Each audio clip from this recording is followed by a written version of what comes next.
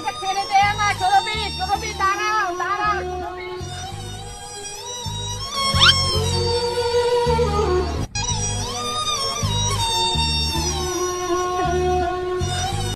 আমার কিছু করার ছিল না, আমি ফ্যামিলির চাপে বিয়ে করতে বাধ্য হয়েছি।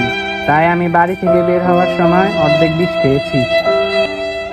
বাকিটুকু তুমি খেয়ে নিও, আমাদের উপরে গেলে মিলন হবে। ইতি তোমার সরবি। সরবি, আমি তোমার কাছে আইতে আছি।